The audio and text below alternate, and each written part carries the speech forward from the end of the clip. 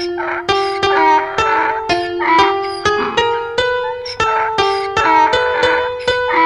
বেনের একটি গাধা ছিল। বেনে হাটে হাটে ঘুরে নুনের ব্যবসা করে বেড়াত। সপ্তাহে একবার করে সেই নুন আনতে তাকে দূরের বন্দরে যেতে হতো। এই আসা যাওয়ার পথে একটা খাল পড়ত।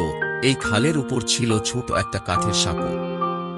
একদিন বাজারে যাবার পথে নুন ভর্তি বস্তা নিয়ে গাধাটি সাঁকোতে উঠে হাঁটতে গিয়ে টাল সামলাতে পারল না। বস্তা সমেত সে পড়ে গিয়ে খালের জলে। গাধাটার পেছনে পেছনে আসছিল বেনে।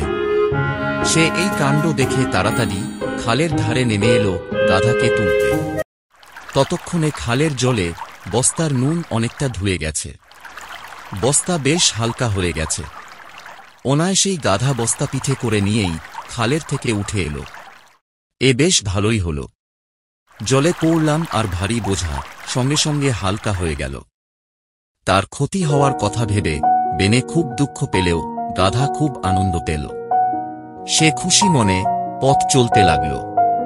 ঠিক পরের সপ্তাহে নুন ভর্তি বস্তা নিয়ে গাধা যখন সেই সাঁকো পার হচ্ছিল তখন আগের দিনের ঘটনাটা তার মনে পড়ল। সঙ্গে সঙ্গে সে এবার ইচ্ছে করেই সাঁকো থেকে খালের জলে পড়ে গেল। গাধার চালাকিটা এবার বেনে ধরতে পেরেছে। বেশ তো বুদ্ধি হয়েছে গাধাটার। আর একে দিয়ে নুনের বস্তা নেওয়া যাবে না।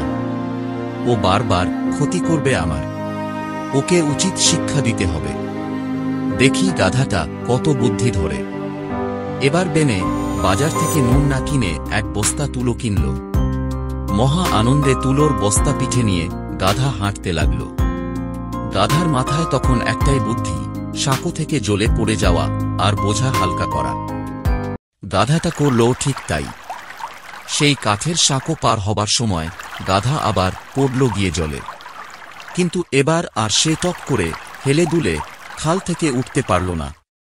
জলে ভিজে তুলোর ওজন অনেক গুণ বেড়ে গেছে।